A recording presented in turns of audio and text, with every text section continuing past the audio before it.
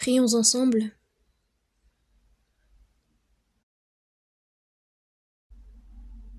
Dieu notre Père qui nous aime, qui est saint et qui est miséricordieux. En cette fin des temps que tu as fixée, le monde est plein de péchés et d'iniquités. Il se trouve au milieu de plein de troubles, mais par le sang précieux que le Seigneur a versé, tu nous as sauvés et tu nous as séparés saintement de ce monde méchant. Tu nous permets le reste de notre vie à pouvoir vivre pour ta volonté et ta gloire. Tu nous guides pour cela par ta parole, par la puissance et la sagesse du Saint-Esprit. Merci. Nous qui avons été sauvés par le sang précieux du Seigneur, nous nous sommes réunis aujourd'hui en ce même lieu pour te louer, pour louer ta grande grâce, pour apprendre ta parole et pour entrer en communion au sein de cette assemblée sainte avec qui tu es. Nous croyons en ce que tu es avec nous, aujourd'hui encore. Veille sur chacun d'entre nous, et par ta main miséricordieuse, soutiens chacun d'entre nous. Que ta grâce, que ta parole, que la puissance du Saint-Esprit nous rendent plus parfaits, afin que le reste de notre vie, nous ne vivions pas une vie honteuse devant toi en tant que tes enfants, mais que nous puissions te rendre gloire. Nous espérons sincèrement pour cela.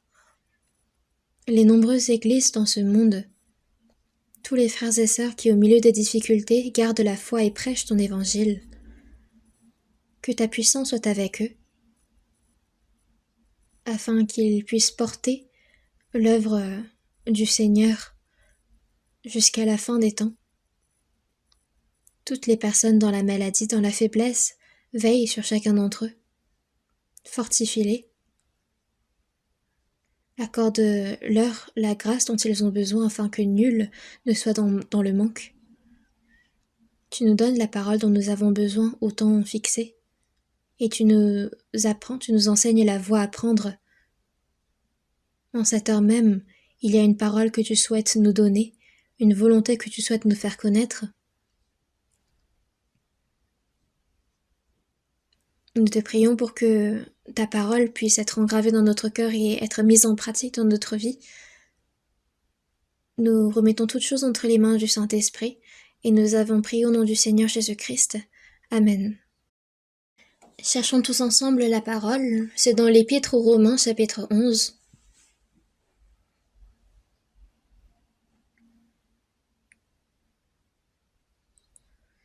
L'Épître aux Romains, chapitre 11. À partir du verset 35, Romains chapitre 11, verset 35, jusqu'à Romains chapitre 12, verset 2. Je vais lire. Romains chapitre 11, à partir du verset 35 jusqu'au chapitre 12, verset 2. Qui lui a donné le premier, pour qu'il ait à recevoir en retour? C'est de lui, par lui et pour lui que sont toutes choses. À lui la gloire dans tous les siècles. Amen.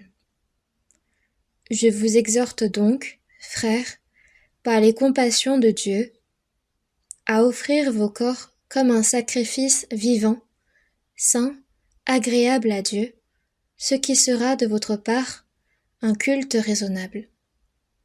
Ne vous conformez pas au siècle présent, mais soyez transformés par le renouvellement de l'intelligence, afin que vous discerniez quelle est la volonté de Dieu, ce qui est bon, agréable et parfait. Jusqu'ici.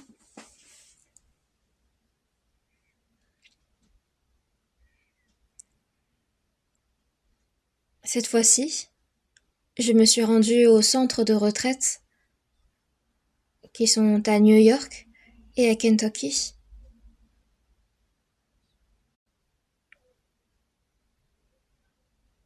Et cette fois-ci, il y a eu également l'inauguration de l'église de New Jersey. C'est une église qui a été construite par les Américains. Cette église en réalité date d'il y a plus longtemps, mais elle est vraiment remarquable. C'est vraiment les natifs qui ont construit cette église selon leur style, et l'ont bien aménagé, de sorte que l'on puisse l'utiliser.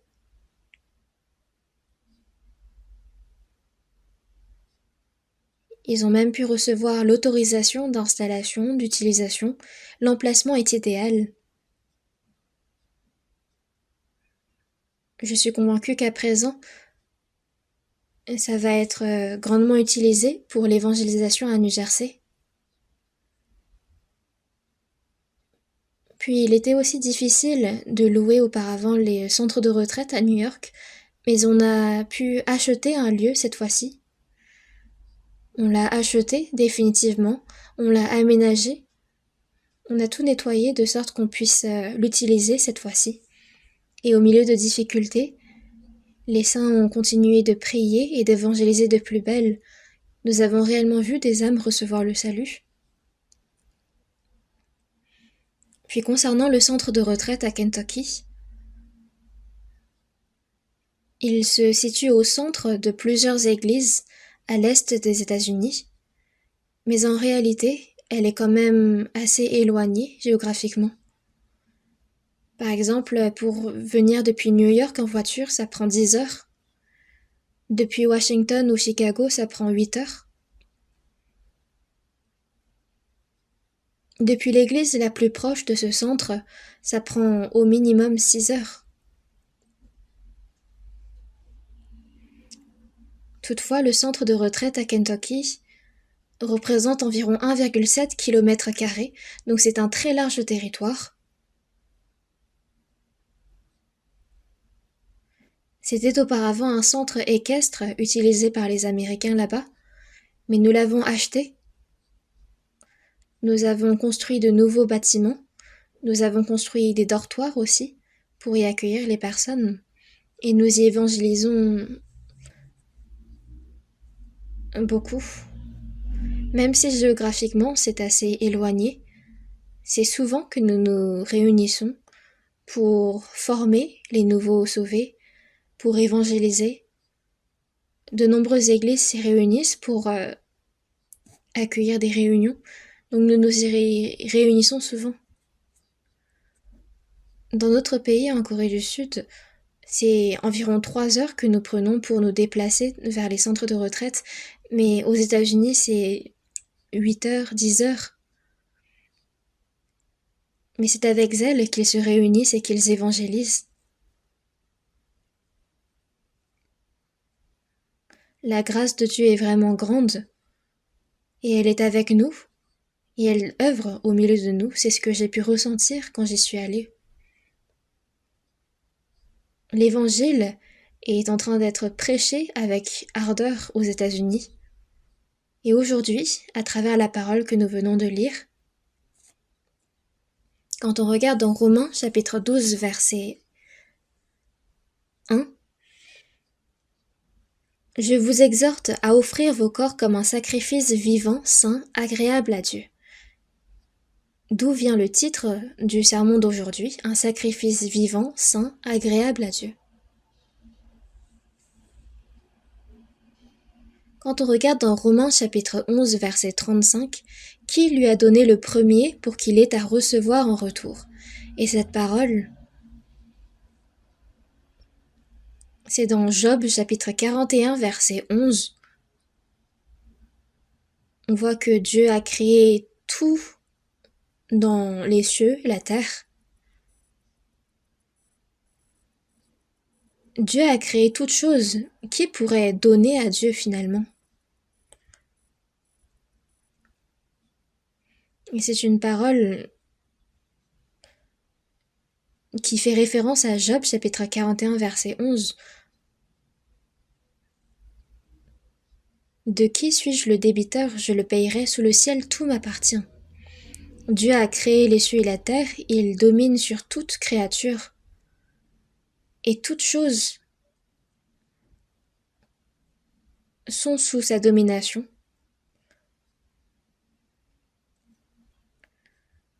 Donc, qui lui a donné le premier pour qu'il ait à recevoir en retour?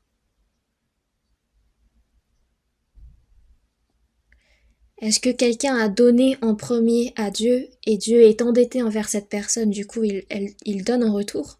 Non, il n'y a personne. Quand on regarde dans 1 Chronique, chapitre 29, verset 14, David, pour construire le temple destiné à Dieu, donne beaucoup de ses richesses et offre aussi les richesses du peuple à Dieu. Et ce qu'il dit ensuite, c'est « Car qui suis-je et qui est mon peuple pour que nous puissions te faire volontairement ces offrandes? Tout vient de toi, et nous recevons de ta main ce que nous t'offrons. »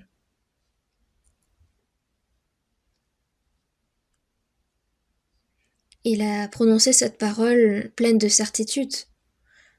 Nous n'avons rien originellement. Mais ce que nous avons en ce moment vient des mains de Dieu. Donc, de donner à Dieu dans la Bible, cela ne signifie pas que nous donnons quelque chose que nous possédons, mais c'est que tout ce que nous possédons, nous reconnaissons comme venant de Dieu et donc appartenant à Dieu. Donc c'est comme si nous rendons à Dieu ce qu'il nous a donné. Donc cette parole signifie que personne ne peut donner le premier pour qu'il ait à recevoir en retour. Dieu a créé toutes choses, Dieu nous a créés, et c'est par lui que nous existons encore aujourd'hui. C'est de lui, par lui et pour lui que sont toutes choses. Donc toute créature de Dieu accomplisse le but de la création et retourne à Dieu. À lui la gloire dans tous les siècles. Toute chose existe pour la gloire de Dieu. Et dans Romains chapitre 12, verset 1, il est dit « Je vous exhorte donc », c'est donc lié avec le verset d'avant, « Je vous exhorte donc, frères, par les compassions de Dieu, à offrir vos corps comme un sacrifice vivant, saint, agréable à Dieu, ce qui sera de votre part un culte raisonnable. » Je vous exhorte donc, frères. C'est une parole qui s'adresse à nous, les personnes sauvées. Par les compassions de Dieu, je vous exhorte. Qu'est-ce que cela signifie? C'est que si nous avons reçu cette compassion de la part de Dieu, nous devons écouter cette parole. Quand on regarde dans Éphésiens chapitre 2, verset 4, « Mais Dieu, qui est riche en miséricorde, à cause du grand amour dont il nous a aimés. » Car c'est par la grâce que nous sommes sauvés.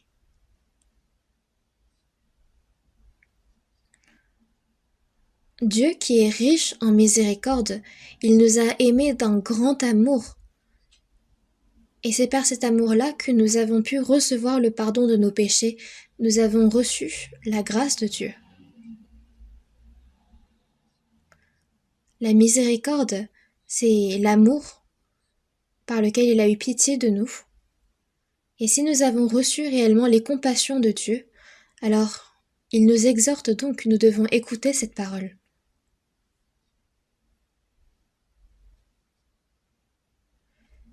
Concernant la richesse de la miséricorde de Dieu, le grand amour de Dieu, nous l'avons reçu, n'est-ce pas? Et c'est parce que nous l'avons reçu que nous pouvons aller au royaume des cieux, que nous en avons l'espérance. Donc on parle ici des personnes sauvées. Et quelle est la parole qui nous est adressée? C'est « Je vous exhorte donc à offrir vos corps comme un sacrifice vivant, saint, agréable à Dieu, ce qui sera de votre part un culte raisonnable. » Les personnes sauvées, désormais leur corps, leur âme, leur cœur tout entier appartiennent au Seigneur. Ce qui est au Seigneur, nous devons de l'offrir au Seigneur. Ce n'est pas quelque chose qui m'appartient, que j'offre au Seigneur, mais c'est quelque chose qui de base revient à Dieu, que nous devons l'offrir. Dieu lui-même sait que nous lui appartenons. Dans 1 Corinthiens chapitre 6, versets 19 et 20, « Vous ne vous appartenez point vous-même, car vous avez été rachetés à un grand prix. Glorifiez donc Dieu dans votre corps et dans votre esprit qui appartiennent à Dieu. » Notre corps, notre cœur, notre esprit ont été rachetés à un grand prix par le Seigneur.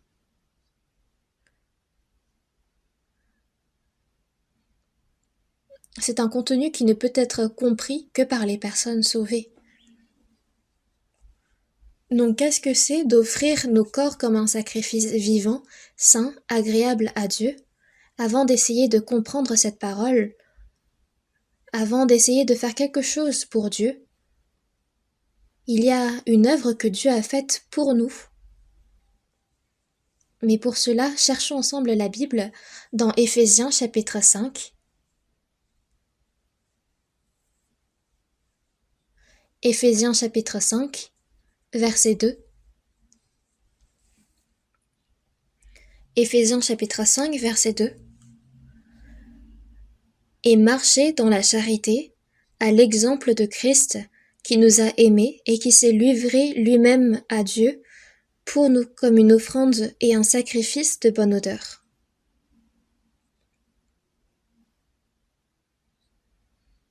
En premier, ici, on parle de Christ qui, pour nous, s'est livré à lui-même à Dieu comme une offrande. Jésus-Christ est à la même hauteur de Dieu, mais il est venu en tant qu'homme dans ce monde. Il s'est humilié et il a vécu 33 ans comme un homme, puis à la fin de sa vie, il a pris tous nos péchés sur la croix. Il a été frappé de verges et il a porté la croix qui était le pire jugement réservé à l'homme. Il a reçu toutes les souffrances, les pires souffrances que l'homme pouvait connaître. Et depuis 21h jusqu'à 6h du matin, il a souffert sur la croix, il a versé tout le sang qu'il pouvait verser. Pour lui-même, pour nous, il s'est livré lui-même à Dieu. Pour nous sauver, il a abandonné sa propre vie. Il s'est livré lui-même à Dieu pour nous comme une offrande et un sacrifice de bonne odeur. Un pécheur ne peut donner aucune offrande à Dieu. Mais pour nous sauver, Jésus s'est offert lui-même comme une offrande et un sacrifice de bonne odeur à Dieu. Au temps de l'Ancien Testament, quand le peuple d'Israël commettait un péché, pour se le faire pardonner, il prenait avec lui un agneau ou une bête sans défaut, et il l'offrait en sacrifice pour le pardon de leurs péchés. Mais ce n'était pas un sacrifice parfait. C'est pourquoi Jésus est venu, en tant qu'agneau de Dieu, pour ôter le péché du monde entier. Il est mort sur la croix, il s'est livré lui-même comme une offrande et un sacrifice de bonne odeur, un sacrifice qui était agréable à Dieu. C'était pour nous sauver qu'il s'est livré lui-même à Dieu comme une offrande et un sacrifice de bonne odeur. Donc Jésus, pour nous sauver, il est venu en tant que souverain sacrificateur, puis il a offert son propre corps en tant que sacrifice. Et quand on regarde dans 1 Pierre chapitre 2 verset 5, « Et vous-même, comme des pierres vivantes, édifiez-vous pour former une maison spirituelle, un saint sacerdoce, afin d'offrir des victimes spirituelles agréables à Dieu par Jésus-Christ. » En tant que personnes sauvées, nous avons désormais ce droit d'offrir des victimes spirituelles agréables à Dieu par Jésus-Christ. Et il est dit de nous que nous devons devenir ce saint sacerdoce pour pouvoir les offrir. Dans 1 Pierre chapitre 2 verset 9, il est dit « Vous au contraire, vous êtes une race élue, un sacerdoce royal. » La position la plus glorieuse dans le peuple d'Israël, c'est le souverain sacrificateur. Et personne, c'est pas n'importe qui peut devenir sacrificateur. Au temps d'Israël, c'était la tribu d'Aaron, donc la tribu de Lévi. Mais nous, les personnes sauvées, nous sommes désormais les sacrificateurs de Dieu, qui peuvent offrir des victimes spirituelles agréables à Dieu par Jésus-Christ. Donc nous, qui avons été sauvés, nous avons ce sacerdoce royal. Nous sommes des sacrificateurs devant Dieu. Mais ce qu'il faut savoir, c'est qu'un sacrificateur vit uniquement dans le but de servir Dieu. Jésus, en tant que souverain sacrificateur pour nous sauver, s'est livré lui-même pour nous à Dieu. Il a présenté ce sacrifice de bonne odeur, agréable à Dieu, et par son sacrifice, il nous a rendu nous-mêmes un sacerdoce royal avec le pouvoir d'offrir des victimes spirituelles agréables à Dieu. Nous sommes donc des sacrificateurs saints devant Dieu.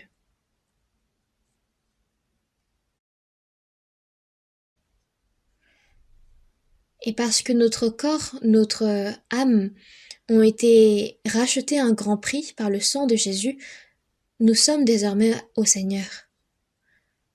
Donc d'offrir nos corps comme un sacrifice vivant et saint, c'est un commandement du Seigneur. C'est un commandement que le Seigneur nous a donné.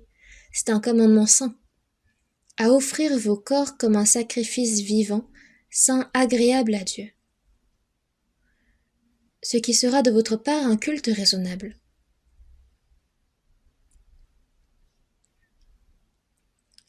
Et vis-à-vis de ce commandement, nous devons le recevoir avec soin. Nous sommes devenus réellement le sacerdoce royal de Dieu. Et le sacrifice qui était nécessaire à cela, c'était le corps de Jésus-Christ. Donc, à offrir vos corps comme un sacrifice vivant, c'est pas seulement notre chair, mais c'est également notre cœur, notre esprit, notre vie tout entière. Donc, c'est toute notre vie que nous devons offrir comme un sacrifice agréable à Dieu.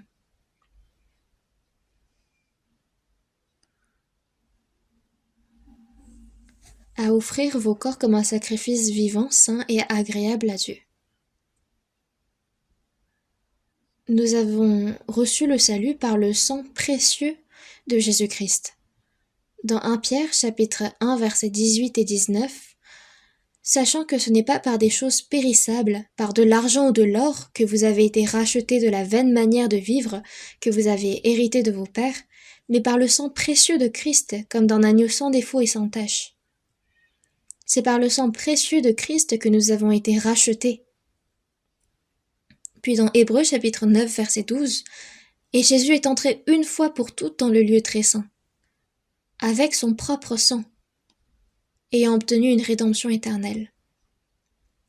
Il s'est offert lui-même, il a offert son propre sang pour obtenir notre rédemption éternelle. L'œuvre que Dieu a accomplie pour nous, par amour pour nous, est vraiment grande. Dans Éphésiens chapitre 1 verset 7, en lui nous avons la rédemption par son sang, la rémission des péchés. Qu'est-ce que la rédemption ? C'est qu'il a payé le prix de mes péchés à ma place. C'est pourquoi nous disons que nous avons reçu le pardon de nos péchés. Un pardon éternel, n'est-ce pas surprenant ? Dieu nous aime. C'est pourquoi il a envoyé son Fils unique, Jésus-Christ, sur la croix, comme un sacrifice d'expiation, et c'est ainsi qu'il nous a sauvés. Nous qui sommes sauvés, désormais, nous avons été séparés saintement par le sang précieux de Jésus. Quand on regarde dans Apocalypse chapitre 1 versets 5 et 6, à celui qui nous aime, qui nous a délivrés de nos péchés par son sang. Dieu nous aime. Et par le sang de Jésus-Christ, il nous a délivrés de nos péchés. Il nous a délivrés de nos péchés, de la mort, qui a fait de nous un royaume, des sacrificateurs pour Dieu son Père. À lui soit la gloire et la puissance au siècle des siècles. Amen. Il nous a non seulement délivrés de nos péchés, mais il a fait de nous un royaume, un peuple. Le royaume de Dieu. Donc les trois éléments nécessaires à un royaume, c'est la terre, le peuple et un dirigeant. Nous sommes son peuple. Il y a le royaume des cieux et il y a Dieu, le roi. à celui qui nous aime, qui nous a délivrés de nos péchés par son sang et qui a fait de nous un royaume, des sacrificateurs. Nous ne devons pas oublier que nous sommes ces sacrificateurs. Donc nous, qui avons été sauvés,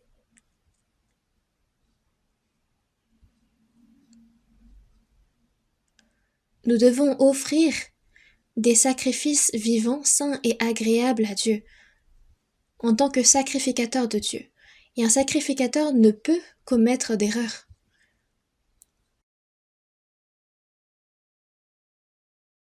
Voyons ensemble dans l'Épître aux Romains chapitre 14. Romains chapitre 14.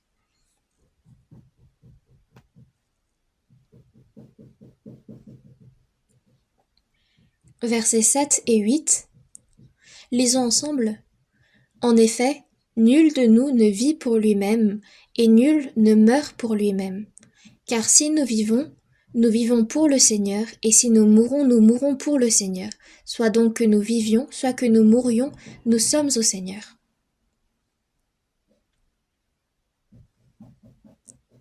Cette parole, nous la mémorisons tous, n'est-ce pas? Donc regardez-moi. C'est dans quel livre, quel chapitre, quel verset? Romains, chapitre 14, versets 7 et 8. Ceux qui n'ont pas pu la réciter avec moi, vous devez vous abstenir de manger aujourd'hui.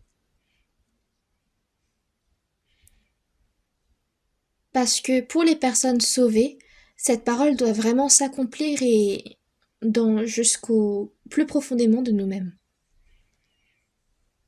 Parce que parmi les personnes sauvées, il ne doit y avoir personne qui vit pour elle-même. Nous n'avons ni le droit ni le devoir de vivre pour nous-mêmes, car nous appartenons au Seigneur. Le Fils unique de Dieu est mort pour nous, et il a fait de nous des sacrificateurs saints. Un sacrificateur ne vit pas pour lui-même,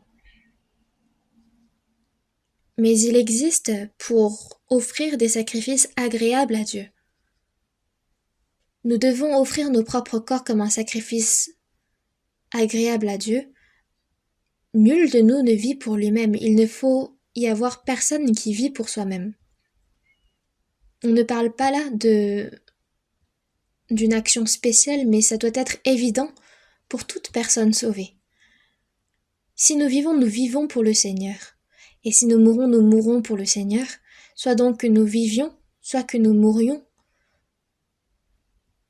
Nous devons être capables de vivre et de mourir pour le Seigneur. Pourquoi? Parce que nous sommes au Seigneur.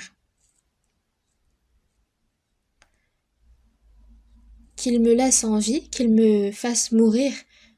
Nous devons être capables de remettre notre sort au Seigneur. Nous n'en avons pas la liberté de choisir notre destin. Nous n'avons ni le pouvoir, ni l'autorité de mourir pour soi-même. Pourquoi? Parce que, soit donc que nous vivions, soit que nous mourions, nous sommes au Seigneur. Je vous exhorte à offrir vos corps comme un sacrifice vivant, saint, agréable à Dieu. C'est un commandement absolu que le Seigneur nous donne à nous. Nos corps, ça désigne tout notre être, notre cœur, nos pensées, notre personnalité, toute notre vie.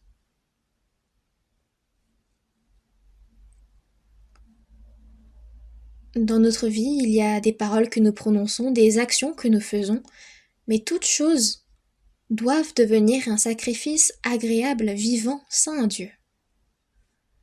Qu'est-ce que vous en pensez? Est-ce que ça vous donne la pression?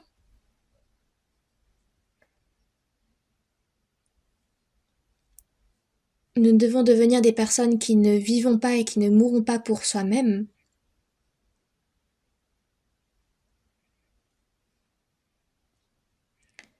Mais en vérité, j'en viens à penser que ce genre de personnes ne sont pas nombreux.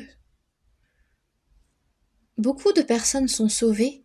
Nous avons tous reçu le salut ici. Mais une personne qui vit et qui meurt pour le Seigneur, il n'en a pas beaucoup. Et c'est ça le vrai problème.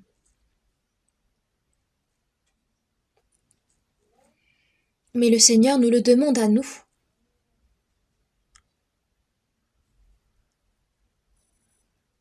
Il ne dit pas c'est bien de vivre pour le Seigneur, c'est bien aussi s'il ne vit pas pour le Seigneur. Vous pouvez mourir pour vous-même. Non, il ne dit pas ces choses-là. Il n'y a pas de compromis dans la vérité. Le Seigneur est mort à notre place, il nous a sauvés. C'est pourquoi ce que le Seigneur nous demande, nous devons de vivre pour lui le reste de notre vie. Si nécessaire jusqu'à la mort. Le Fils unique de Dieu est venu dans ce monde. Il a souffert le pire châtiment créé par les Romains, le châtiment de la croix.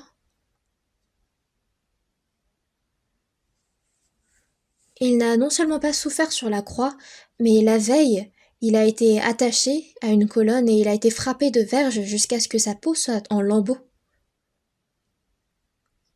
Il y en a certains qui, parce qu'ils sont frappés de verges, souffrent tellement qu'ils en meurent avant même d'être crucifiés. Mais Jésus, c'est cette souffrance-là qu'il a soufferte. Dans Ésaïe chapitre 53 verset 5, « Mais il était blessé pour nos péchés, brisé pour nos iniquités. » C'est par ces meurtrissures que nous sommes guéris.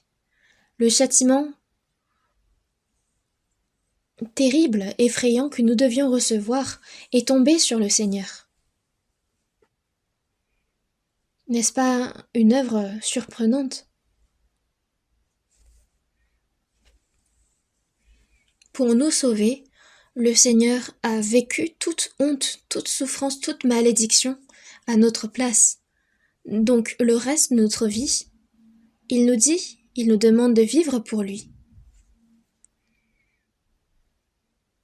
Est-ce que sa demande est trop excessive? Dans Psaume 116, verset 12,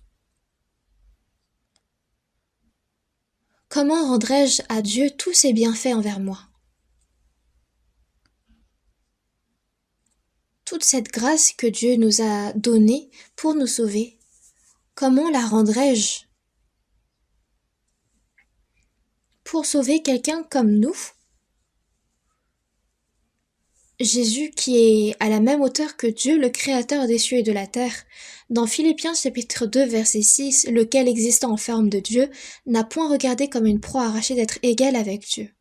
Jésus n'est pas un simple homme, mais il fait partie de la Sainte Trinité où il y a Dieu le Saint-Père, le Saint-Esprit et le Saint-Fils.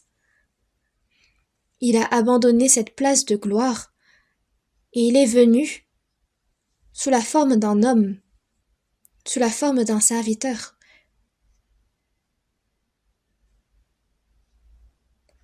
Jésus disait qu'il est venu non pour être servi, mais pour servir et donner sa vie comme la rançon de plusieurs. Il est venu pour mourir pour le pardon des péchés. Dieu s'est rendu en forme d'homme, en forme de serviteur. Il est venu pour servir et même jusqu'à donner sa vie pour les hommes. Rien qu'avec notre connaissance, nous ne pouvons pas comprendre ce fait, mais Dieu en a fait ainsi. Il nous a sauvés, il nous a acceptés pour être ses enfants, et il nous donne cette espérance glorieuse du royaume des cieux. Il nous donne cet héritage éternel, c'est une promesse qu'il nous fait. Et même durant le séjour que nous menons sur cette terre, il ne nous a pas laissés orphelins, mais jusqu'à la fin du monde, il nous a promis d'être avec nous. Et toute cette grande grâce, comment la rendrai-je? Nous ne devons pas oublier une seule seconde. Une personne sauvée ne vit plus désormais pour elle-même, mais elle vit pour rendre la grâce qu'elle a reçue. Comment est-ce que nous sommes capables de rendre la grâce de Dieu? Toute la grâce que tu m'as donnée, même si je ne peux tout rendre, prends mon corps et mon âme. Comment est-ce possible de rendre? En réalité, nous avons beau mourir pour le Seigneur 100 fois, il est impossible pour nous de tout rendre. Mais même s'il est impossible de tout rendre, même si mon corps et mon âme sont faibles, qu'il soit ton serviteur. Un serviteur n'a pas de volonté, il n'a pas de propre projet, mais il est là pour servir son maître seul. En grec, servir, ça vient du mot esclave. Auparavant, on achetait des esclaves au prix d'argent. Puis une fois qu'on l'a acheté, cet esclave appartient entièrement à celui qui l'a acheté. Il n'a pas de cœur, il n'a pas de pensée, il n'a pas de volonté. Jésus lui-même, il est venu dans ce monde, se rendant obéissant jusqu'à la mort, même jusqu'à la mort de la croix. Il est venu en tant que serviteur, en tant qu'esclave, et il s'est rendu obéissant jusqu'à la mort de la croix. Pour nous sauver, il est allé jusqu'à mourir. Désormais, nous sommes esclaves de Jésus-Christ. L'apôtre Paul, le serviteur de Jésus-Christ, s'en vantait. Il disait « Paul, serviteur de Christ ». Il était réellement esclave, et quand on voit sa vie à l'apôtre Paul, on voit qu'il n'y a pas eu un seul moment où il a vécu pour lui-même. Seulement pour prêcher l'évangile, il a jeûné, il a veillé, il a été frappé de verges, il a sans cesse frôlé la mort, il a été emprisonné. Quand il a été lapidé et jeté hors du village, il se levait, puis il rentrait dans le village pour y prêcher l'évangile. Puis à la fin de sa vie, il a accompli son désir d'évangéliser à Rome. Et c'est en évangélisant là-bas qu'il a été mis à mort. Je me suis rendue personnellement dans la prison où il a été emprisonné. Je me suis rendue exactement au lieu de son exécution. Dans Galates chapitre 6, verset 17, l'apôtre Paul faisait le témoignage qu'il portait sur son corps les marques de Jésus. Jésus est la parole, l'amour de Dieu fait chair. Les disciples demandaient à Jésus de leur montrer le Père, et Jésus leur répondait « Celui qui m'a vu a vu le Père, comment dis-tu montre-nous le Père ?» Même si Dieu est invisible, celui qui s'est manifesté en chair, c'est Jésus.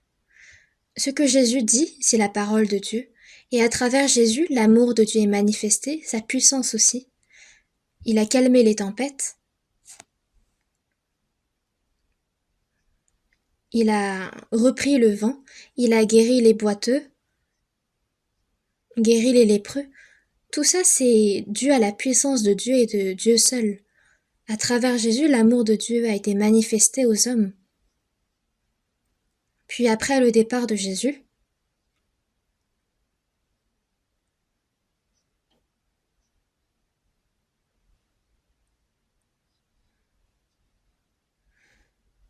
c'est comme si Jésus s'est manifesté à travers la vie de Paul. C'était comme une sorte de continuation. Car je porte sur mon corps les marques de Jésus. On parle de quel type de marques? C'est les marques de la souffrance. Même si nous ne pouvons vivre à la hauteur de Paul ou de Pierre, mais nous aussi nous avons reçu l'évangile de la grâce de Dieu. Nous aussi nous pouvons offrir nos corps à Dieu. Et nous devons avoir ce cœur sincère à vivre pour Dieu, à offrir vos corps comme un sacrifice vivant, saint, agréable à Dieu, ce qui sera de votre part un culte raisonnable.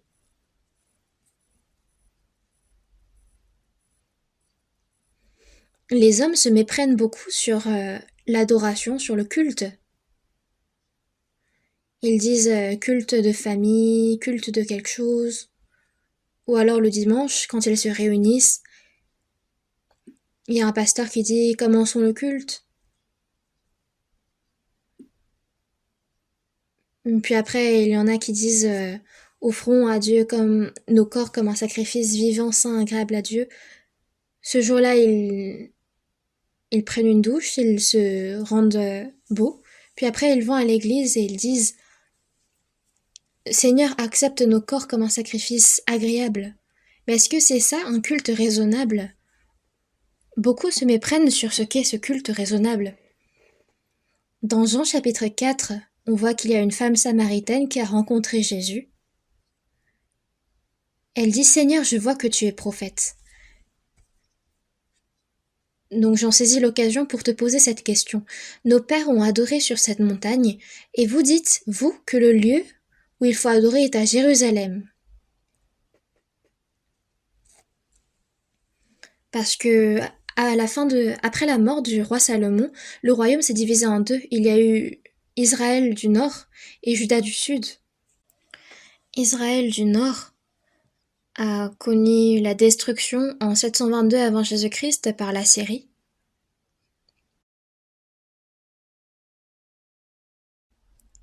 Et par cette occasion, il y a eu des païens qui sont rentrés dans leur nation. Donc ils ont été mélangés avec des païens. Et c'est de là que proviennent les Samaritains. Donc les Juifs méprisaient énormément les Samaritains.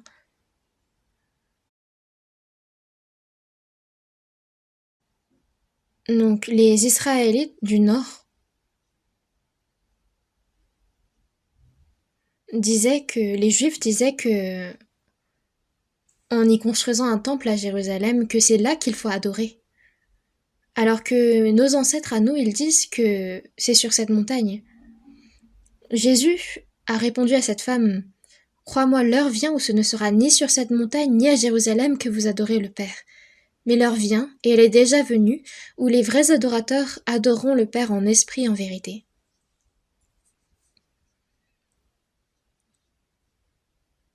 Si c'était charnellement qu'il parlait,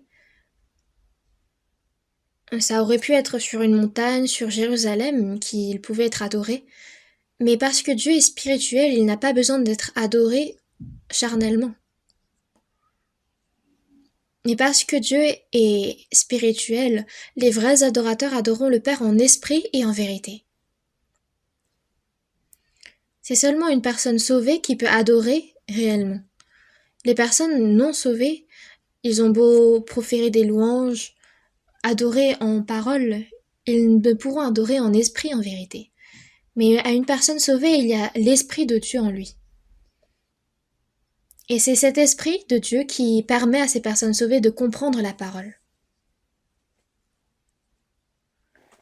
Dans 1 Corinthiens chapitre 6, verset 19, il y avait parmi les Corinthiens quelques-uns qui avaient commis de grands péchés, et l'apôtre Paul les avait repris en disant « Ne savez-vous pas que votre corps est le temple du Saint-Esprit qui est en vous que vous avez reçu de Dieu? Notre corps est devenu le temple du Saint-Esprit qui est en nous. » Et parce que le Saint-Esprit demeure en nous, il nous permet de comprendre la parole de Dieu, et il nous aide afin de vivre selon cette parole. Donc, en esprit et en vérité, toute la vie que nous menons guidée par le Saint-Esprit, c'est cela que d'adorer le Père en esprit et en vérité. C'est ça que l'adoration spirituelle, le culte raisonnable. Donc on ne parle nullement des hommes qui disent « commençons le culte, finissons le culte ». Il n'y a pas de fin au culte. Pour une personne sauvée, c'est à partir de son salut que le culte commence jusqu'au jour où il se tiendra au royaume des cieux. Et même au royaume des cieux, nous rendons continuellement grâce à Dieu. Ce sera un culte éternel. Donc à offrir vos corps comme un sacrifice vivant, saint, agréable à Dieu, on ne parle pas du corps physique seulement, mais aussi tout notre cœur, toute notre vie entière doit constituer ce sacrifice vivant, saint et agréable à Dieu. Donc c'est toute notre vie entière qui doit devenir un sacrifice vivant, saint et agréable à Dieu. Il est dit « Ne vous conformez pas au siècle présent, mais soyez transformés. Ne vous conformez pas au siècle présent qui est méchant, plein d'iniquités. Donc cela signifie ne les imitez pas, ne les ressemblez pas, mais soyez transformés par le renouvellement de l'intelligence. Par la parole, par le Saint-Esprit, nous sommes changés petit à petit. Mais même après notre salut, il reste notre vieille personnalité. Ça serait idéal pour nous si ce vieil homme avait disparu après notre salut, mais c'est petit à petit, continuellement, qu'il est transformé par la parole et le Saint-Esprit. En d'autres mots, notre foi grandit. Et notre foi grandit, cela signifie que Christ devient de plus en plus grand en moi, et mon vieil homme, la personne que j'étais auparavant, disparaît de plus en plus. Mais après notre salut, il se peut que moi je vive à 90% dans mon cœur et 10% le Saint-Esprit, puis après petit à petit, en fur et à mesure que notre foi grandit, moi je deviens 50%, puis le Saint-Esprit 50%. Cela signifie que j'arrive à un stade où parfois je vis selon ma chair, puis parfois selon l'esprit. Et si je continue de grandir, si j'en arrive à seulement 30% de moi-même et 70% du Saint-Esprit, j'en arrive à un stade où je peux facilement lutter contre les désirs de ma chair. Et plus je grandis, et plus je suis capable d'assujettir ma chair à l'esprit. Dans Romains chapitre 8, verset 14, « Car tous ceux qui sont conduits par l'Esprit de Dieu sont fils de Dieu. » Et dans Romains chapitre 8, verset 9, « Si quelqu'un n'a pas l'Esprit de Christ, il ne lui appartient pas. » Nous ne devons pas utiliser le nom de chrétien en vain. On ne peut pas dire quelqu'un, un tel se dit chrétien. Ou alors, lui, il est vraiment chrétien. En voyant quoi est-ce que vous évaluez c'est ainsi? Un chrétien, c'est quelqu'un dont l'Esprit de Christ est à l'intérieur de cette personne. Un chrétien, c'est une personne de Christ. Non seulement l'Esprit de Christ réside en elle, mais ils sont également conduits par l'Esprit de Dieu et ils sont fils de Dieu. La vie de foi, ce n'est pas au quotidien on vit selon bon nous semble, comme bon nous semble, puis après le dimanche on vient à l'église, on remercie le pasteur pour sa prédication, on fait un peu d'offrande, puis après on sort de l'église et on vit comme n'importe comment. Est-ce que ça c'est la vie de foi? Ça même les autres hommes religieux vivent mieux que nous. Mais la véritable vie de foi, c'est depuis le jour où nous avons été sauvés jusqu'au jour où nous nous tiendrons devant Dieu. Nous sommes conduits par l'Esprit de Dieu. Et c'est notre vie tout entière qui est offerte en sacrifice vivant, saint et agréable à Dieu. Que ce soit la vie de famille, la vie à l'entreprise, au travail, la vie à l'école, à l'église. Donc c'est toutes les paroles que nous proférons, toutes les actions que nous faisons. Tout doit devenir un sacrifice spirituel, un culte raisonnable. Nous devons faire en sorte que nous rendons ce culte. Alors que nous sommes sauvés, parfois nous avons l'impression de vivre comme une personne non sauvée. Mais ça, c'est un vrai problème. Jusqu'à quand vivrez-vous ainsi? Ce qui sera de votre part un culte raisonnable.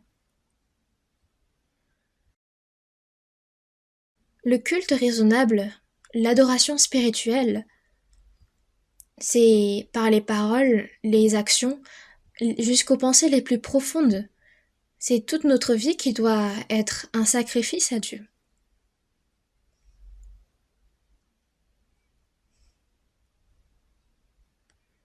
Puis le sacrifice que le chrétien offre à Dieu, c'est son corps, son cœur, c'est toute sa vie.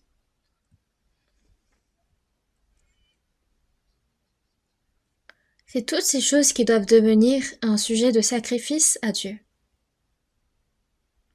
C'est mon corps qui est un sacrifice. Quand sur l'autel de Dieu, j'aurai tout sacrifié, là je communierai avec Dieu. il y a un tel cantique qui dit que quand sur l'autel de Dieu j'aurai tout sacrifié, par exemple, imaginons qu'il y a un ami qui s'appelle A, puis un autre ami qui s'appelle B.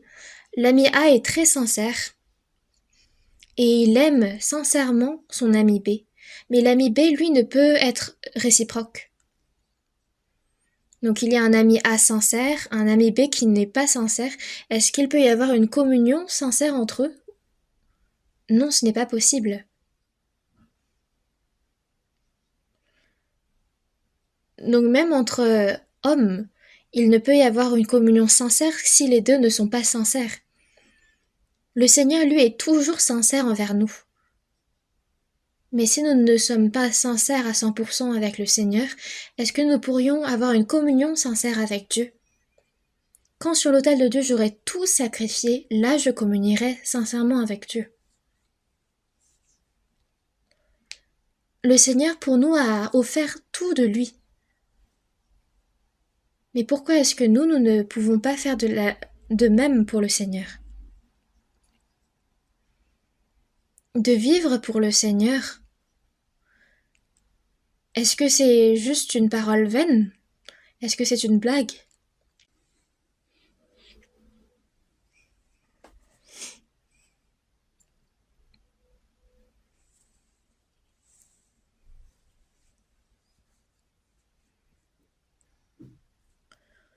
Nous qui avons reçu les compassions de Dieu, sa grande miséricorde, ce n'est pas parce que quelqu'un nous y a forcé, mais c'est volontairement que nous devons offrir nos corps comme un sacrifice à Dieu. Cherchons ensemble dans l'Épître aux Philippiens, chapitre 1. Philippiens chapitre 1, verset 20.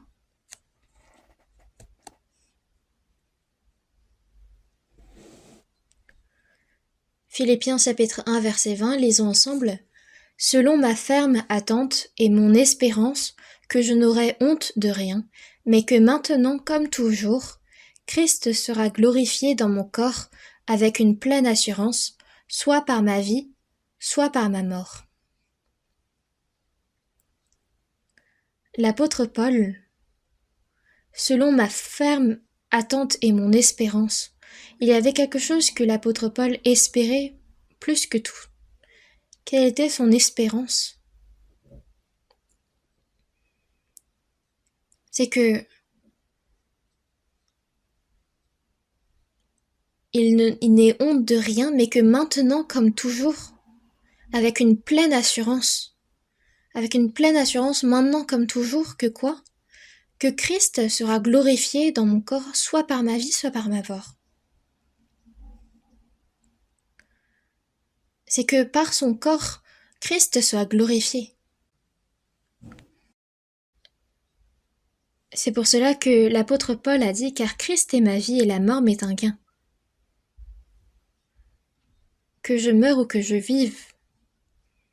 C'était cela sa ferme attente et son espérance. Que dans son corps, Christ soit glorifié. Savez-vous que quand nous, les chrétiens, nous parlons mal ou alors nous agissons mal, c'est le nom du Seigneur qui est souillé? Parfois on entend autour de nous « Ah, ce frère, on ne sait pas s'il est sauvé ou non. » Quand on entend ces témoignages, on dirait qu'il est sauvé, mais quand on voit comment il vit, on dirait qu'il n'est pas sauvé. Parfois il insulte, parfois il prononce des mots qui ne doivent pas être prononcés. Parfois il agit n'importe comment, comme il le veut. En vrai, moi aussi, quand je vois ce genre de chrétiens, je ne sais pas si vraiment Dieu réside en eux ou pas. Même parmi ceux qui disent être chrétiens, je suis persuadée qu'il y a des faux. C'est pourquoi dans 2 Corinthiens chapitre 13 verset 5, « Examinez-vous vous-même pour savoir si vous êtes dans la foi. Éprouvez-vous vous-même. » Examinez-vous vous-même. Ne connaissez-vous pas que Jésus-Christ est en vous? Qu'est-ce qui arrive si Jésus est vraiment en vous? Il doit être le maître de votre vie. Alors qu'il y a un invité qui est arrivé chez nous, on le loge dans la chambre tout au fond, puis après on vit n'importe comment, on l'ignore complètement. Alors l'invité ne se dirait pas qu'il est venu pour rien, il aurait envie de sortir. Et c'est dans notre corps que le Seigneur est venu, un être saint. Donc il faut désormais l'accepter dans notre vie comme étant le maître de notre vie. Donc toutes les paroles, toutes les actions que nous faisons, ça doit être pour le Seigneur. Mais que Christ sera glorifié dans mon corps, soit par ma vie, soit par ma mort, il ne faut pas que son nom soit souillé à cause de moi.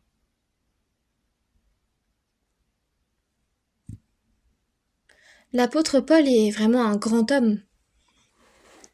Il a dit dans 1 Corinthiens chapitre 11 verset 1 « Soyez mes imitateurs, comme je le suis moi-même de Christ ». L'apôtre Paul a réellement imité Christ et il a vécu comme le Seigneur. Nous aussi nous devons l'imiter.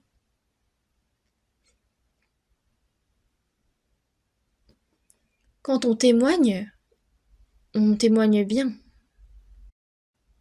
Auparavant, quand une sœur faisait un très bon témoignage, parfois les églises appelaient cette sœur pour la faire témoigner. Ces témoignages étaient très agréables à entendre, mais plus tard on s'est rendu compte que sa vie était complètement désordonnée. Donc ces témoignages, c'était des mensonges. Notre vie tout entière doit être le témoignage de notre foi.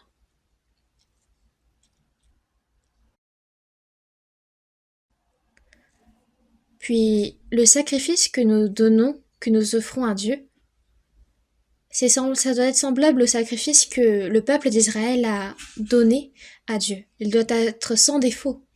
Dans Lévitique chapitre 22 verset 20, vous n'en offrirez aucune qui est un défaut. Pourquoi? Car elle ne serait pas agréée, Dieu ne l'acceptera pas. Dans Malachie chapitre 1 verset 6, cherchons ensemble.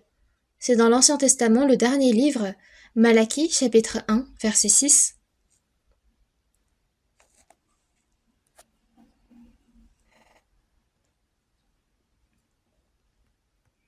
Malachie chapitre 1 verset 6.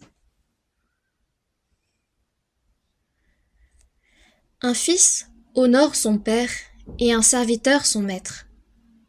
Si je suis père, où est l'honneur qui m'est dû?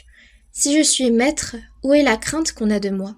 Dit l'Éternel des armées, à vous, sacrificateurs, qui méprisez mon nom, et qui dites, en quoi avons-nous méprisé ton nom?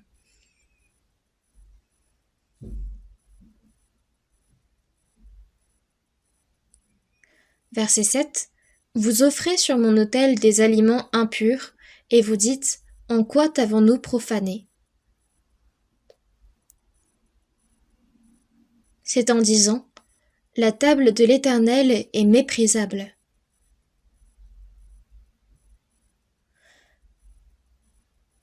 Verset 8. Quand vous offrez en sacrifice une bête aveugle, n'est-ce pas mal? Quand vous en offrez une boiteuse ou infirme, n'est-ce pas mal? Offre-la donc à ton gouverneur. Te recevra-t-il bien? Te fera-t-il bon accueil? Dit l'Éternel des armées. Verset 9. Priez Dieu maintenant pour qu'il ait pitié de nous. C'est de vous que cela vient. Vous recevra-t-il favorablement? Dit l'Éternel des armées. Quand on regarde cette parole,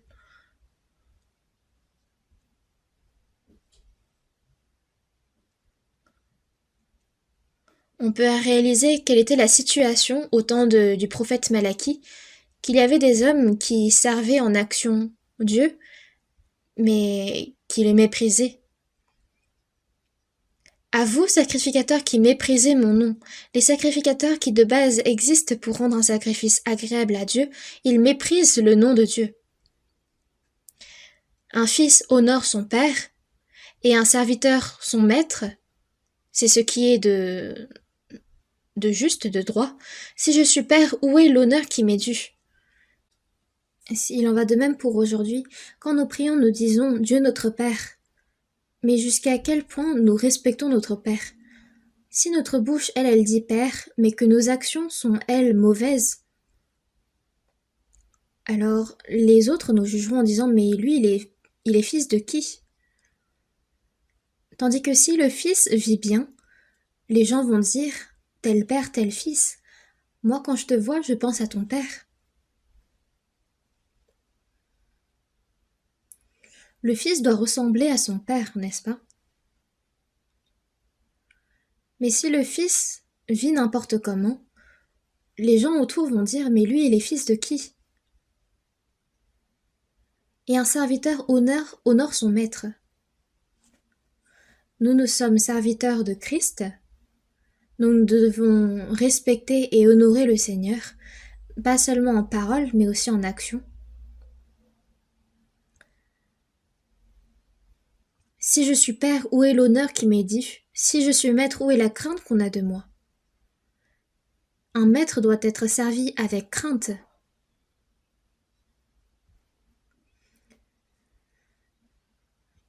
Et qui dit, vous les sacrificateurs qui méprisez mon nom, et qui dites, en quoi avons-nous méprisé ton nom?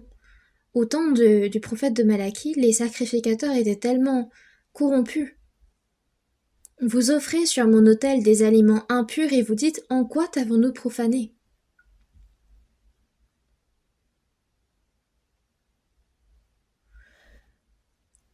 Quand vous offrez en sacrifice une bête aveugle, n'est-ce pas mal? Quand vous offrez une boiteuse ou infirme, n'est-ce pas mal?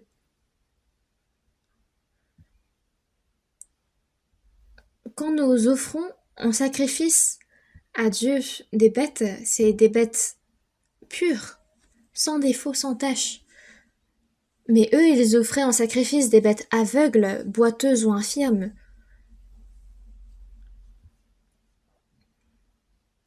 Offre-la donc à ton gouverneur, te recevra-t-il bien? Te fera-t-il bon accueil? Au gouverneur, il est évident que il faut offrir des sacrifices bons et agréables.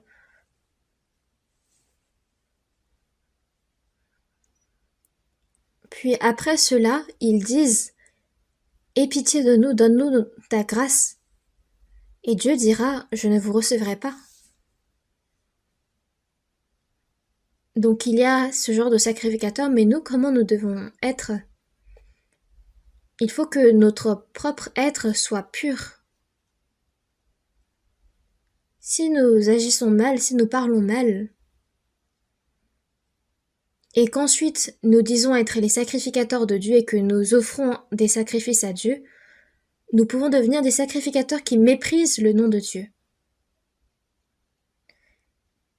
Est-ce que n'importe qui peut devenir sacrificateur de Dieu? Est-ce que n'importe qui peut offrir des sacrifices à Dieu?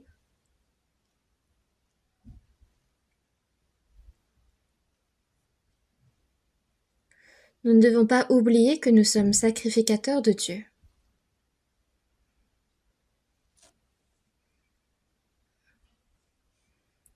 Il est dit que nous devons devenir des sacrificateurs qui offront des sacrifices agréables, saints et vivants à Dieu. Cherchons ensemble dans 1 Pierre. 1 Pierre chapitre 1, verset 15.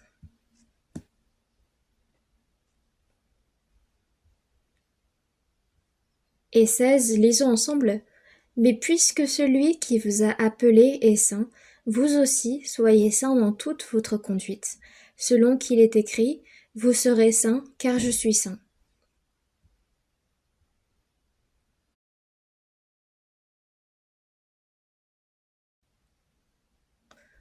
À nous les personnes sauvées, il dit dans le verset 15, mais puisque celui qui vous a appelé est saint, vous aussi soyez saints dans toute votre conduite.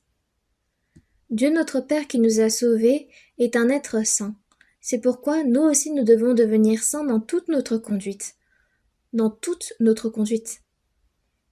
Être saint, c'est d'être séparé de ce monde et des péchés. Nous devons mener une vie séparée. Notre vie tout entière, en tant qu'enfant de Dieu, en tant que chrétien, doit être vécue de la sorte. En nom et en réalité. Nous ne sommes pas enfants de Dieu en nom seulement, et nous n'entrons pas au royaume des cieux en nom seulement, mais c'est en réalité, dans toute notre conduite, que nous devons le devenir. Selon qu'il est écrit, vous serez saints, car je suis saint. Comme le Père est saint, le Fils doit l'être aussi. Un sacrificateur doit l'être encore plus. Et le sacrifice qu'il offre doit être saint également. Il est dit que nos corps sont des sacrifices, n'est-ce pas? Donc c'est notre corps, notre cœur, toute notre vie tout entière qui doit être sainte. Et afin d'offrir un sacrifice saint, vivant et agréable à Dieu, il faut être séparé de tout péché, de toute iniquité de ce monde. Ne vous conformez pas au siècle présent, mais soyez transformés par le renouvellement de l'intelligence, afin que vous discerniez quelle est la volonté de Dieu, ce qui est bon, agréable et parfait. N'imitez pas, ne suivez pas ce siècle, ce monde, mais soyez transformés. Ce monde est tellement méchant, il est corrompu, il est plein d'adultère. Quand on regarde dans Actes chapitre 2, on voit que lors de la Pentecôte, il y avait 3000 personnes qui en un seul jour ont pu comprendre l'évangile et recevoir le salut. Ils ont tous reçu le baptême. Et ce qu'on leur disait à eux, c'est « Sauvez-vous de cette génération perverse. Vous qui avez été sauvés depuis le monde pervers, soyez-en séparés, parce que c'est une génération tellement méchante, perverse et corrompue. » Parce que la connaissance, les technologies se sont développées, le péché se développe encore plus vite. Mais nous devons être séparés de ces péchés. Nous ne devons pas vivre comme eux. Est-ce que vous le pouvez? Vous le devez. C'est ce que le Seigneur nous demande à nous. Nous ne devons pas vivre comme des personnes qui vont en enfer, nous qui sommes réservés pour le royaume des cieux. Dans Apocalypse chapitre 22 verset 11, que celui qui est injuste soit encore injuste, que celui qui est souillé se souille encore, et que le juste pratique encore la justice, et celui qui est saint se sanctifie encore. La fin des temps approche. Celui qui est réservé pour l'enfer se dirige en enfer, et celui qui est réservé pour le royaume des cieux se dirige vers le royaume des cieux. Les choses se divisent finalement.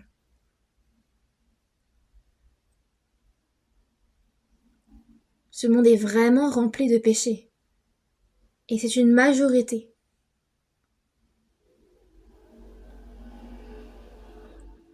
Beaucoup se disent être chrétiens, mais c'est juste une carapace. Ils ne savent pas ce que c'est que de renaître de nouveau, de naître de nouveau, qu'est-ce que c'est que le salut, qu'est-ce que c'est de vivre une vie séparée. Dans Proverbes chapitre 16 verset 25, « Telle voie paraît droite à un homme, mais son issue c'est la voie de la mort. » Il pensait qu'il se dirigeait vers le royaume des cieux, mais finalement son issue c'est la voie de la mort. De croire en Jésus, ce n'est pas une vie religieuse. De vivre comme bon nous semble au quotidien, puis après le dimanche venir à l'église, de louer le Seigneur. Je t'aime plus, Seigneur, qu'auparavant. Est-ce que vous aimez vraiment le Seigneur plus qu'auparavant? Toutes mes ambitions passées tournées vers le monde ont disparu il y a bien longtemps. Et le Seigneur, il est là en train de dire stop. Quand est-ce que ces ambitions ont disparu? Alors que tes ambitions sont en train de t'étouffer jusqu'à ton menton. Tu mens bien. Il y en a certains qui disent que ceux qui se disent être chrétiens mentent le plus le dimanche. Parce que quand on les entend prier, ils profèrent des paroles qu'ils ne pensent même pas. Quand ils louent le Seigneur, ils louent avec des paroles qu'ils ne pensent même pas. Et quand on y pense, c'est peut-être vrai que ceux qui se disent être chrétiens sont ceux qui mentent le plus. Ils louent bien, ils prient bien, mais quand ils sortent de l'église, ils vivent comme des gens de ce monde. Bien sûr qu'un vrai chrétien ne va pas vivre ainsi.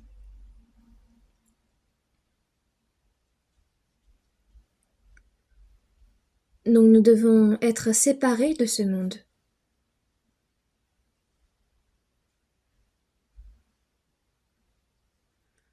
Pour offrir un sacrifice agréable à Dieu, il faut tout d'abord que nous menons une vie séparée de ce monde. Cherchons ensemble dans le second épître aux Corinthiens, chapitre 6. Second épître aux Corinthiens, chapitre 6.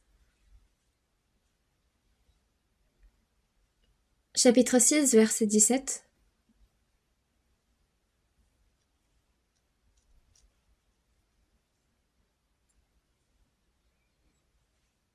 Chapitre 6, verset 17.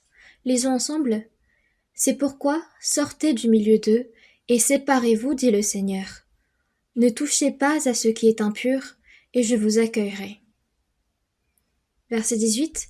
Je serai pour vous un père, et vous serez pour moi des fils et des filles, dit le Seigneur Tout-Puissant.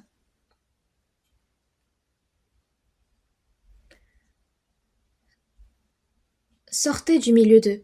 Ici, c'est une parole qui s'adresse aux personnes sauvées. Eux, c'est les personnes non sauvées du monde. Sortez du milieu d'eux et séparez-vous. Donc il faut en être séparé. Il faut être séparé.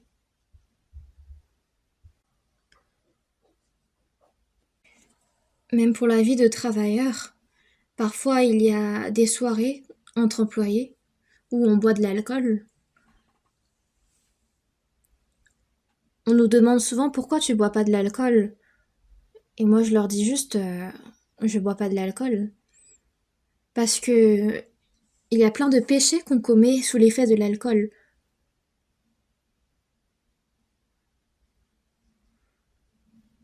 Ne vous enivrez point, car elle mène à la débauche. Donc je ne bois pas d'alcool. Pourquoi ne bois-tu pas d'alcool? Parce que je prends des médicaments. Quels médicaments? Je prends de l'Ancien Testament et du Nouveau Testament. Et on me dit, ah, tu crois en Jésus? Puis je leur dis, je ne bois pas de l'alcool.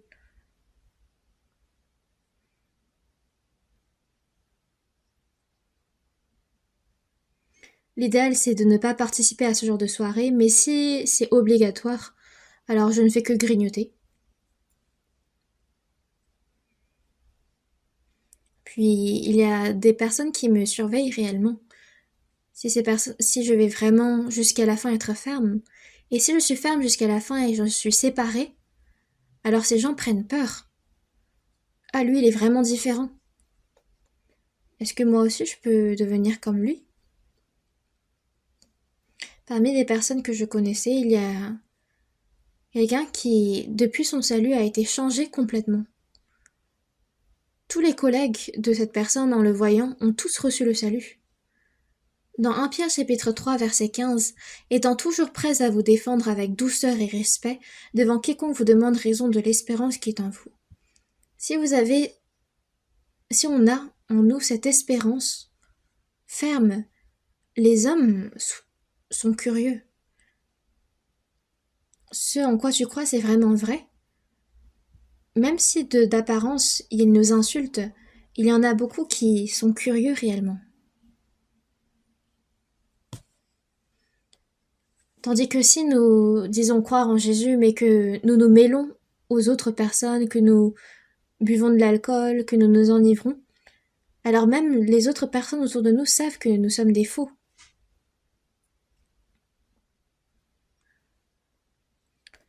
2 Corinthiens chapitre 7, cherchons ensemble 2 Corinthiens chapitre 7 verset 1.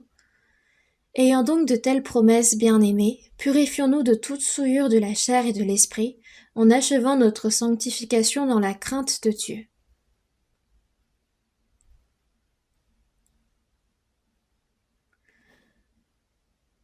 Dans la crainte de Dieu, en achevant notre sanctification. Purifions-nous de toute souillure de la chair et de l'esprit.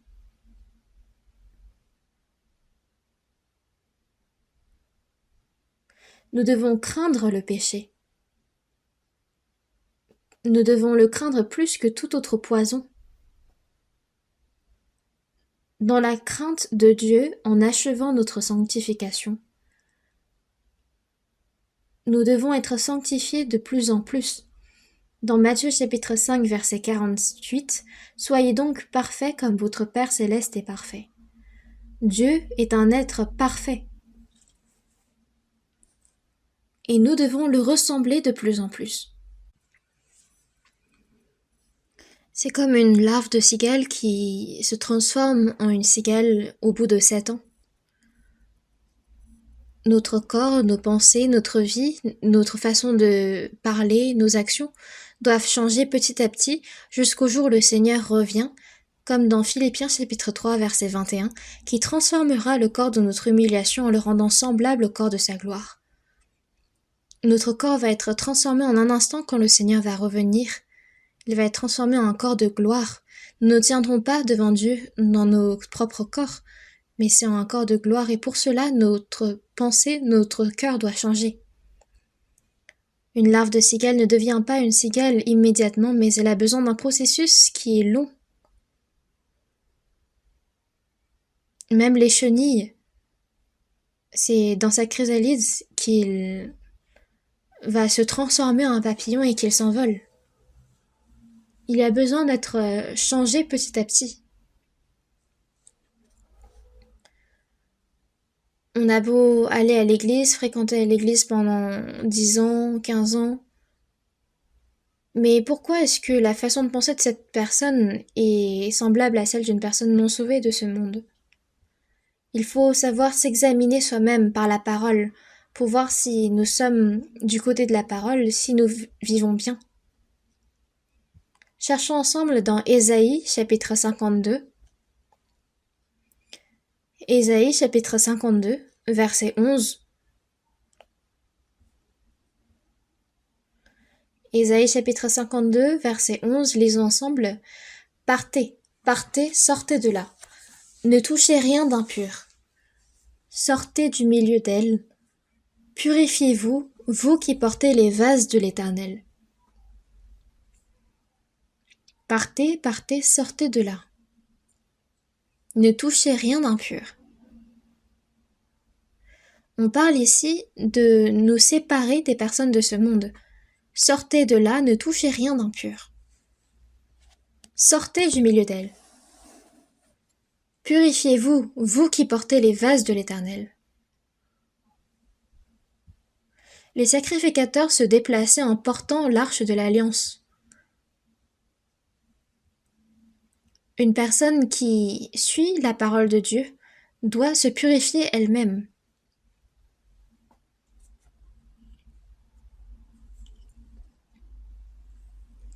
Quand le Seigneur revient,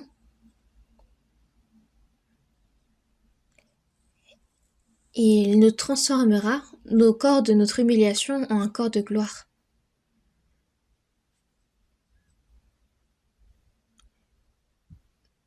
Quand le Seigneur reviendra, notre corps va être changé en un corps plus beau que celui d'un ange. Quiconque a cette espérance en lui se purifie comme lui-même est pur. Quand on regarde dans 1 Jean chapitre 3, on voit que quiconque a cette espérance dans le Seigneur se purifie comme le Seigneur lui-même est pur. On fait attention à ce qu'on dit, on fait attention à ce qu'on fait. Il faut que nous changeons petit à petit. Il faut prier, apprendre la Bible, et si nous n'apprenons pas la Bible, nous ne sommes pas purifiés.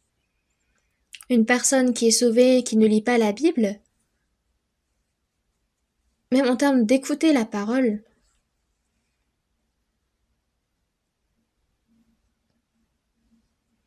Une personne qui est sauvée, qui ne participe pas au sermon du mercredi, qui ne participe pas au sermon du dimanche, qui rôde aux alentours seulement, elle n'apprend pas la parole. Quand est-ce qu'elle peut réellement l'apprendre? Il faut déjà lire la Bible tous les jours, pas seulement un peu, mais beaucoup. Il faut lire beaucoup la Bible. Il faut aussi prier ardemment. Il faut faire des efforts. Un patient se doit de prendre ses médicaments régulièrement, mais s'il ne prend même pas ses traitements, est-ce qu'il peut guérir? Nous prenons de l'Ancien Testament, du Nouveau Testament, et plus on apprend la Bible et plus notre cœur change, sans même que nous nous rendions compte. Et nous commençons à ressembler davantage au Seigneur. Il ne faut pas parler en vain non plus. Est-ce que vous prenez en haine les frères et sœurs? Il est dit que ceux qui haïssent leurs frères sont comme des meurtriers. Est-ce que vous avez du mal à pardonner? Le Seigneur lui-même a dit de pardonner, de vous pardonner les uns les autres. Mais 1 an est passé, 2 ans, 3 ans, et nous restons tels que nous étions. À ce moment-là, on doit se poser des questions, il ne faut pas être ainsi. Purifiez-vous.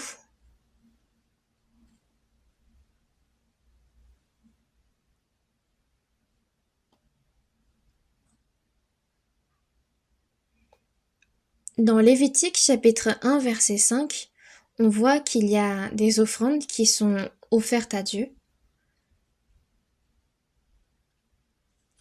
Et donc on attrape les animaux sans tache, puis on les tue, puis ensuite on découvre la peau de l'animal, puis on offre un sacrifice où on brûle totalement le sacrifice. Il faut pouvoir s'attraper soi-même, se saisir soi-même devant le Seigneur. Comme on dépouille la peau de cette bête, il nous faut nous dépouiller du vieil homme.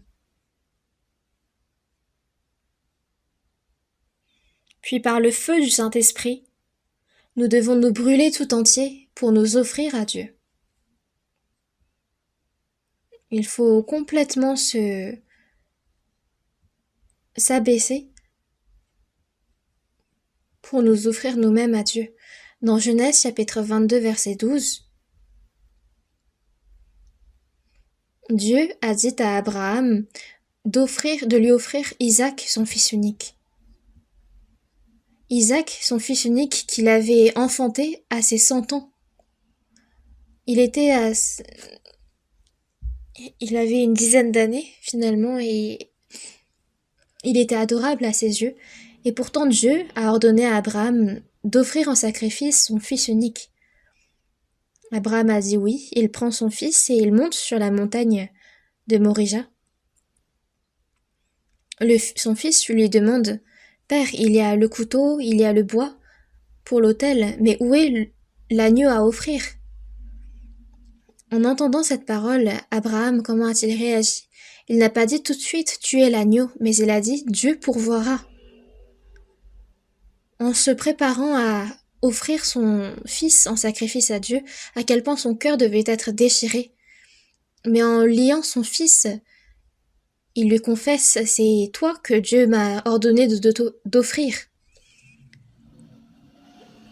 Quand Abraham a levé le couteau, il n'a pas hésité. Et il était tellement sincère et déterminé que Dieu l'a appelé 2 fois « Abraham, Abraham ». C'est bon.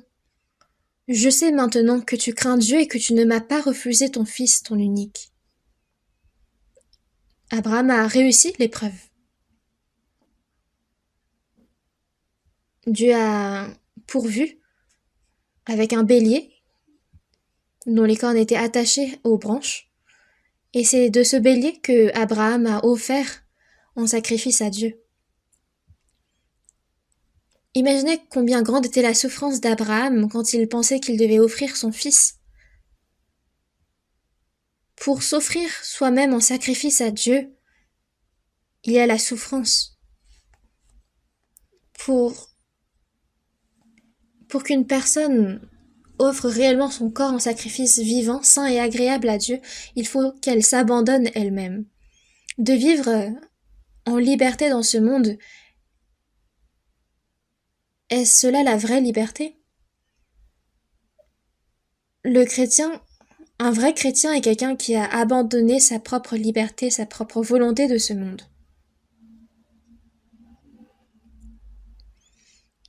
Mais c'est celui qui a aligné complètement son cœur à celui de Dieu, et c'est lui qui offrira un sacrifice vivant, saint et agréable à Dieu. Donc nous ne devons pas oublier que nous devons, en tant que sacrificateur de Dieu, offrir nos corps comme un sacrifice vivant, saint et agréable à Dieu. Et c'est toute notre vie, notre cœur, nos pensées qui constituent ce sacrifice-là. Prions ensemble. Dieu notre Père qui est saint et miséricordieux, tu as eu pitié de nous qui vivions éloignés de toi dans nos propres péchés. Et c'est ton Fils unique, Jésus, qui est mort à notre place. Il a versé son sang précieux. Et par cette grâce inconditionnelle, tu nous as sauvés. Merci. Désormais, toute notre vie, le reste de notre vie, notre corps et notre cœur appartiennent à toi.